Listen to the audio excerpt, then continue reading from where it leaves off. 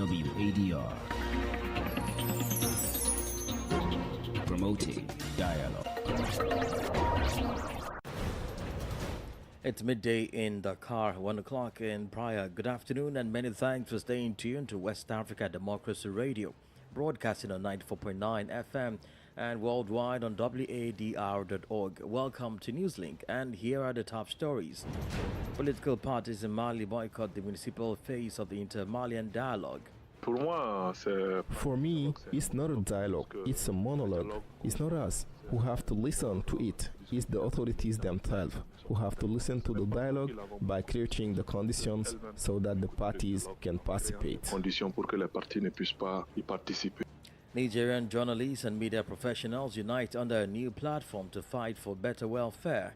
Nigeria's government warns of imminent flood disaster in 31 out of 36 states this rainy season. And Ghana Transport Union pushes for 30% increment in fares amidst economic crunch. Looking at how the situation is, we think that if we increase the fares by that margin, it will support us a little bit for us to keep on running our transport. Please stay tuned for details of these stories and more. Here is a more edit with Newslink. Many thanks for joining us and a warm welcome to our listeners in the Gambia, Ghana, Liberia and Sierra Leone. Well, let's begin in Mali, where days after the launch of the inter-Malian dialogue by the military authorities, several political parties and civil society remain opposed to the process. Many of these associations boycotted the municipal phase of the inter-Malian dialogue, which ended on Tuesday. The objective of the dialogue is to restore a climate of peace in a nation already devastated by years of insurgency and political divide. But the recent suspension of activities of all political parties and associations by the transitional government amid calls for the return to constitutional rule adds to the multidimensional challenges. Augustine Kohli has this report filed in by WDR's Bamako correspondent Aliu Cham. The failure of opposition parties to attend the dialogue is a way of challenging the suspension of their activities by the transitional government. The earlier termed the authorities' decision as a strategy to keep the interim president Kono Assimi Goita in power. Hamindu Doumbia, spokesperson for the Yeleman party, accuses the state of being solely responsible for their non-participation. For me, it's not a dialogue, it's a monologue, because there is a dialogue and above all a dialogue that aims to have peace. It's an accord, which first of all is to discuss with people with whom we disagree. It's not us who have to listen to it, it's the authorities themselves who have to listen to the dialogue by creating the conditions so that the parties can participate. Another coalition opposing the transition believes that the non-participation of political actors questions the inclusive nature of the dialogue. Yusuf Daba Jawara is the spokesperson for the Senanji Action for Mali. What is the impact of the Malian government on the Malian people? Of course, it will have an impact because we have to understand that political parties and associations are really channels for the Malian people to go and discuss. So the simplest way was to bring the political parties and associations. If they are not present, it will be really difficult to get the message of the Malian people during these discussions. At the moment, political actors have not ruled out the possibility of participating in the inter-Malian dialogue despite the suspension of their activities by the transitional authorities. Augustine Kohli voiced that report filed in by our Bamako correspondent Aliu Cham. Meanwhile, Bamako and Niamey have signaled a strong resolve to partner in the energy sector. This partnership was solidified on Tuesday when the Malian interim president Kono Assimi Goita welcomed a delegation from Niger, led by the Minister of Petroleum, Mines and Energy, Mohamed Mustafa Barke. Finalization of the agreement will have Mali, a country experiencing a serious power crisis, purchase 150 million liters of diesel. As Sankle Janko reports, the partnership publicized on Mali state media may be the miracle needed by the population after enduring frequent power outages, especially during the heat wave set to persist until June 2024. Colonel Assimi Goita and the Nigerian delegation held talks at the presidential palace with the sole purpose of strengthening partnership in the energy sector. During the discussion, Mahaman Mustafa Barke expressed his gratitude to the transitional authorities for their commitment to the development of Mali and the sub-region through the Alliance of Sahel States, ACE. Goita, for his part, appreciated the delegation sent by his Nigerian counterpart, General Abdurrahman Tiani, to sign the agreement, while urging for stronger collaboration between the two in fostering integration and cohesion. The fuel to be supplied will be used by Mali's energy company, EDM SA, to power the country's various power stations. Niger has promised to facilitate the delivery of 150 million liters of diesel to Mali under the best possible conditions and as quickly as possible. An initial phase of the agreement signed last year for 22 million liters faced some difficulties in implementation, a situation the Nigerian minister said they have taken stock of and would improve on going forward. There was, however, no mention of how much Mali is paying for the supply. Recall in February, Mali's Minister of Energy and Water Resources, Bintou Kamara, said about half EDMSA's 600 billion CFA franc or $989 million debt is owed to banks. Sankli Janko reporting there. More on energy now. A 700 gigawatt photovoltaic solar power plant will soon be built in Burkina Faso. It will be built over an area of 850 hectares at a total cost of 855 billion francs. This project by the International Foundation for Education, Health and Hydraulics was presented to the Prime Minister of Burkina Faso. Well, let's join up Hassan for the rest of the details. The International Foundation for Education, Health and Hydraulics claims to have the solution to Burkina Faso's energy problem in its own hands. It intends to build a photovoltaic solar power plant to supply the country with more than 700 gigawatt hours of energy. Energy problems are pressing in Burkina Faso, especially during the heat wave. The country built a 33 megawatt solar power plant in 2017 and another 30 megawatt plant in 2023, but the energy deficit remains. The project, worth more than 800 million CFA francs, was presented to the head of government on Monday. It is financed by a multinational group known as Global Eden. In addition to the solar power plants, Burkina Faso is also counting on the interconnection with Ghana and Côte d'Ivoire for its electricity supply. Abdullah Hassan filed that report. More stories coming up on West Africa Democracy Radio. Newslink continues. A municipal employee in Malanville was killed in an attack by unidentified armed groups, resulting in several deaths.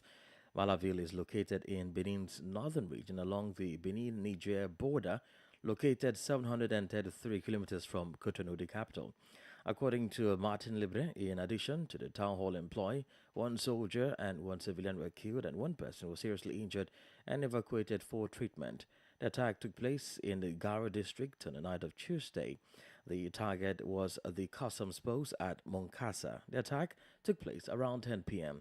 Garo is an arrondissement in the commune of Malanville in the Alobori department, precisely 9 kilometers from Moncasa. Elsewhere in Niger, the deplorable working and living conditions of journalists and media professionals, both in the public and private wings, are pushed for the creation of a joint platform. Known as the Action Framework of Nigerian Media Professionals, the platform aims to fight for an improvement in the general welfare of media professionals in Niger. Ogubierika completes the story. The establishment of the platform, bringing together professionals from the Nigerian press, is the result of a broad consultation between media professionals. Its other missions include promoting freedom of the press in the context of rebuilding the state. The Action Framework of Nigerian Media Professionals also intends to carry out advocacy and lobbying activities to ensure that the aspirations of the press are truly taken into account. The framework also intends to reflect on future actions to improve the living and working conditions of journalists in Niger's public and private press. The Action Framework of Nigerian Media Professionals calls on all journalists and socio-professional media organizations in the country to join it in achieving its objectives. Ogubierika filed that report. Customs officials in Senegal's southern Golder region late on Tuesday announced a major interception of black currency with a total value of 5 billion CFA francs, about $8 million. Well, Francis Boniface tells us more. This seizure comes following a successful operation carried out just 48 hours after a record cocaine bust in Kidira in the Tambacounda region. According to the customs, the seizure includes $4 million, 4 million euros, and 200 million CFA francs divided into various denominations. 4 individuals, including 2 of Senegalese nationality and 2 of foreign nationality, were apprehended in an inn in Goudoum in possession of the black notes with the intention of laundering them. The Custom Administration specifies that this operation required careful coordination of intelligence, surveillance, and for several days. Senegalese customs have also distinguished themselves in the fight against international drug trafficking. On Sunday, the economy soldiers got their hands on 1.1 tons of cocaine in Kidira on the Malian border. The value of the drugs seized is estimated at 90 billion CFA francs.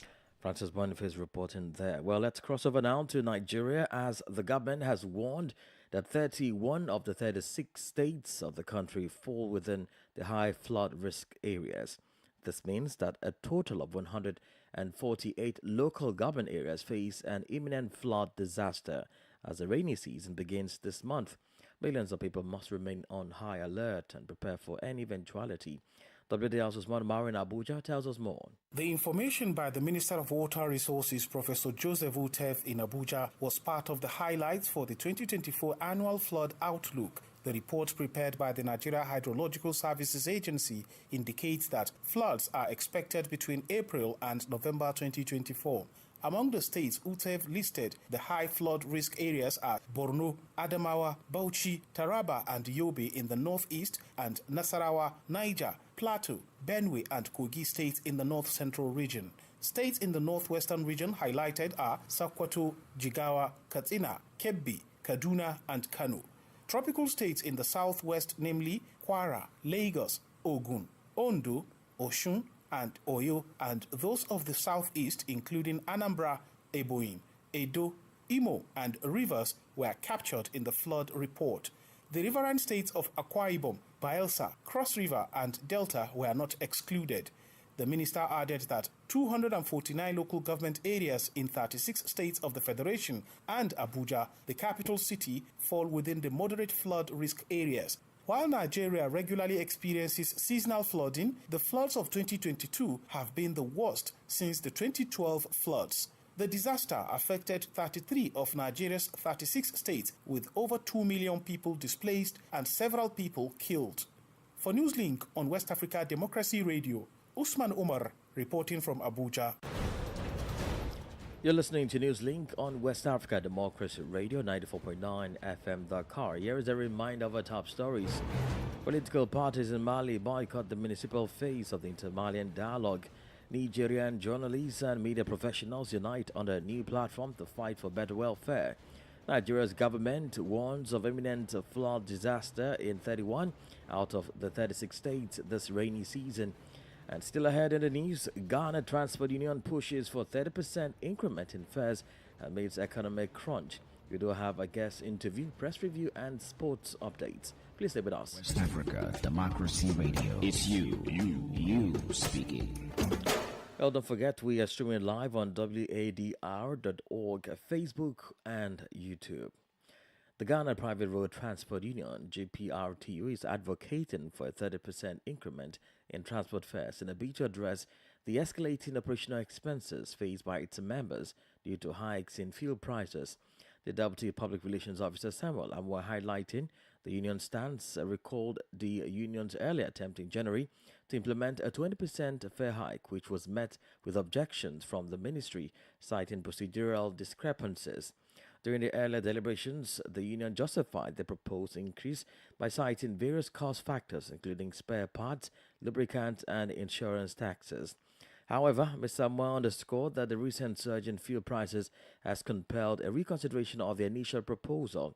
It's therefore due to this adverse economic climate that the transport union has revised its stance, now advocating for a 30% fare increase. There is going to be a meeting with the transport ministries.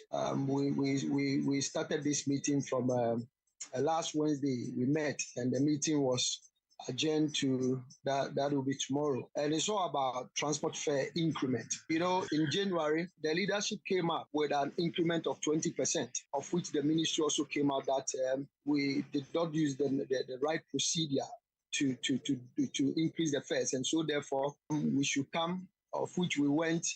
We put everything on paper, and that 20% negotiation started way back from January. Even by then, where the fuel price wasn't up to where it is now, the 20% that we came up with, we considered the cost of spare parts, the cost of lubricant, and that of the taxes, insurance and DVLA taxes.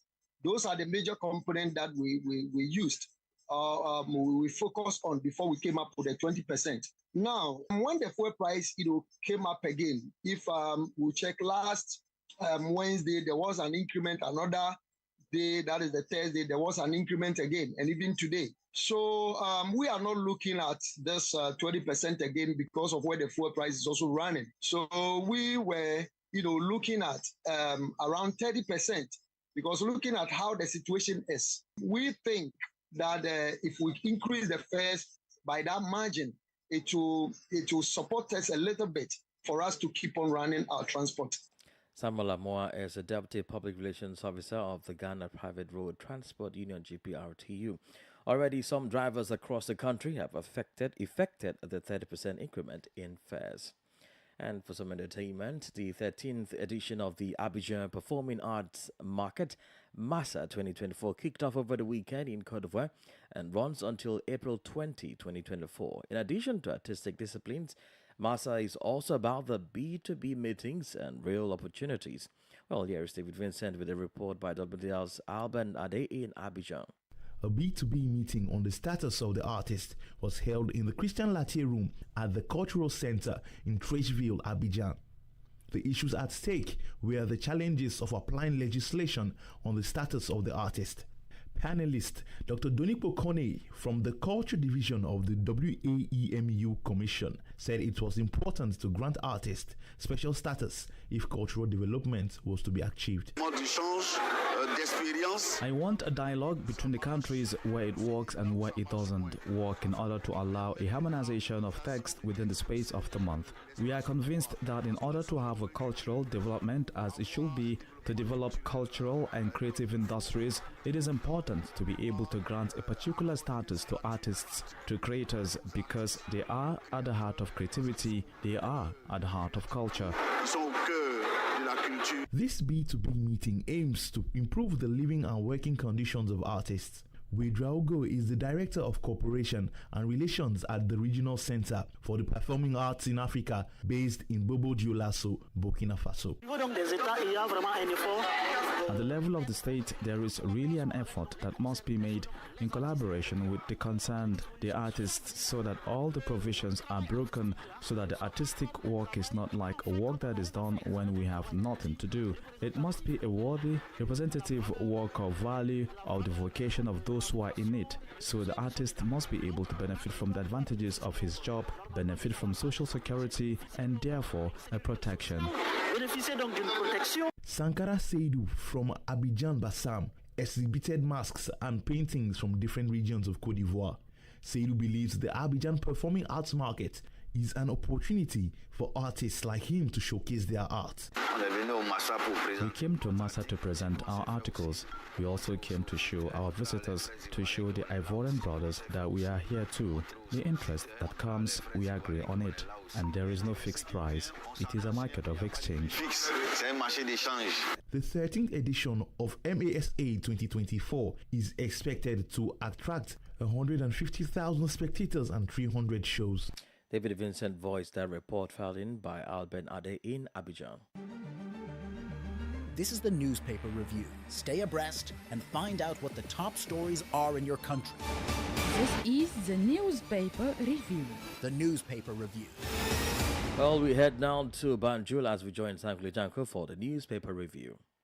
Hello there and welcome to this edition of the Paper Review. It is another Wednesday, that time of the week when we bring you all the latest information on newspapers from the smiling coast of Africa, and that is the Gambia. Let's begin today's press review with the Fourier newspaper, and the lead story on the Fourier newspaper reads, Court releases 10 youth in Mandua Forest case on bail, with a photo of a handful of youth. That's the lead story on the Fourier newspaper. And this other one reads, Bag's principal cashier could not account for more than $60 million receipts he issued. This other one reads, with regard to the same person, reads, Brikama Area Council principal cashier says they were not using unofficial receipts. Swiss organization aspires to help Gambians recover from cardiovascular diseases. And this other one reads, President Basiru Diomaye Faye wants to recover former President Senghor's literary treasures. Let's move on to the Standard newspaper for today. And the lead story on the Standard newspaper reads, Gamtel's International Gateway revenue dropped by a whooping $700 million after liberalization.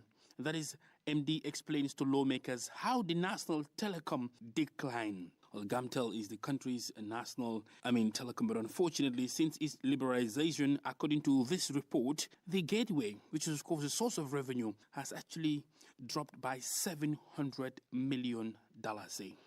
It's sad to say, because according to so many people, this gateway alone could actually pay the salaries of government workers.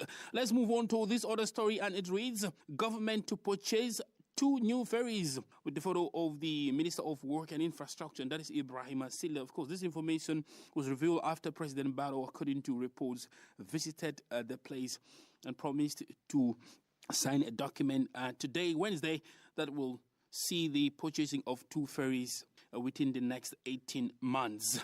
GBOS denies classifying Fullers in census questionnaire. This other one reads, witness disputes Africell call log says he cannot be in Bakote and Jara within 5 minutes. That's 2.5 hour drive between these 2 locations. Court jails 3 for attempting to smuggle 55 Gambians, orders to Europe. Let's look at the final newspaper for today, and that is the Point newspaper. And the lead story on the Point newspaper reads, Barrow meets ferry engineers in surprise visit, of course, with the photo of President Barrow standing next to who appears to be an engineer on this photo. And during this visit, he's reportedly told the engineers to fast-track the work. So as we speak, there are no ferry services between the capital Banjul and Bara. UDP diaspora set to hold first ever convention. That is another story on the Point newspaper. Gambia announces Gazette supplement. Law Hub Gambia. That's another story. And finally, nutrition bill seeks to improve women urban child's health. I'm afraid these are the major stories making headlines on Gambian dailies. And it's back to you in the studio. Indeed, many thanks, Uncle Janko, there in Banjul. Politics, analysis on major news, social matters, and all. This is A Guest. Well, in this segment of the news, we'll take you back to a story on the Inter-Malian dialogue, which is ongoing. However, many of these associations, including political parties, civil society organizations, and other pressure groups, boycotted the municipal phase of the dialogue, which ended on Tuesday. Our guest, David Asante Dakar, a research analyst with Vadamos, takes a look at the likely success of this dialogue. For one thing, it intensifies the distrust between the government and the opposition, and equally the CEOs and everybody else involved in the civic space. For some time now, there hasn't really been any consensus on election timelines and any other arrangements pertaining to government. And now this suggests a more authoritarian stance by the government, which is not going to augur well for the entire transition process in the long run. Doesn't this defeat the essence of CSOs, pressure groups, political parties, and those that are supposed to also be players in governance? If the activities of CSOs are being suspended to begin with, then that tells you that there is actually some sort of gag on the freedom of expression, and I can understand why the CSOs will take the stance that they have taken. Like I said initially, there is an element of distrust. And as much as maybe someone might suggest that, okay, the CSO should just give in to the dialogue and just participate, when the participants are already convinced that this dialogue isn't going to end, in anything fruitful, it is hard to get them to the table. Because remember, elections were supposed to have taken place sometime last year, and that didn't happen. So anyone who, makes or creates the impression that the government isn't trustworthy would have some, a very tangible basis. Do you see this inter-Malian dialogue working? Because there are lots of issues to be discussed and are being discussed. With all of this bickering, dissent voices here and there, how successful do you think this dialogue would be eventually? It depends on what you mean by success. Are any kind of consensus is going to be attained at the function? Probably. And how satisfied are citizens generally going to be with that? Not very satisfied. Because if you are going into the dialogue already with dissent coming from a considerable faction of citizens, then that means that you probably need to attend to other issues before you even introduce the dialogue to begin with. So whatever success is going to be attained at this particular dialogue isn't likely to be very substantial. Obviously, the government is going to make the case that, things have gone well. But then how does it sit with the citizen, considering that prior to this dialogue, you have already taken away their right to participate in the political space and their freedom of expression. So how do you go into an activity where you are expected to express yourself when your very freedom of expression has already been taken away? David Asante Dakar is a research analyst with WADR. And in sport updates, we begin in athletics, where the Beijing Half Marathon organizers said Tuesday they were investigating after footage shared widely online appeared to show 3 African runners deliberately allowing China's He Jie to win. Video clips of Sunday's race show the Kenyans Robert Kita and Willie Mangat, the Jene Hailu of Ethiopia, and home runner He approaching the finish. The 3 African runners can be seen pointing to the finish line and apparently waving He out in front while appearing to slow down. He, the 2023 Asian Games Marathon gold medalist, won by 1 second. The event's organizers, the Beijing Sports Competition Management and International Exchange Center, also said an investigation has been launched. And the incident received significant attention on Chinese social media site Weibo, with some users criticizing what they saw as an embarrassing result. Well, long-distance running has boomed in recent years among China's middle class, but there have been numerous instances of cheating and poor organization. In 2018, at a half marathon in the southern city of Shenzhen, 258 runners were found to have cheated, including many who took shortcuts. Traffic cameras caught them darting through trees to join different parts of the race. Well, in football now, Guinea international navigator has been suspended until the end of the season by Werder Bremen and hit with a significant fine after reportedly refusing to play against Bayer Leverkusen. Keita was accused by the Werder Bremen's management director, Clement Fries, of choosing not to travel to Leverkusen upon learning he would not be in the starting lineup. Elsewhere in the UEFA Champions League, Kylian Mbappe scored twice as Paris Saint-Germain knocked Barcelona out of the Champions League. PSG won 4-1 on the night and 6-4 on aggregate. And we've come to the end of this edition of Newslink from West Africa Democracy Radio, broadcasting from Dakar, Senegal. Thank you for listening, and many thanks to Mustafa Sek and David Vincent for the technical support. Let's keep the conversation coming on all of our social media platforms: X, formerly Twitter, Instagram at WDL News, and Facebook West Africa Democracy Radio English Service. Coming up at the bottom of the hour is our flagship gender program 50-50. I am Imo Edet. Good afternoon.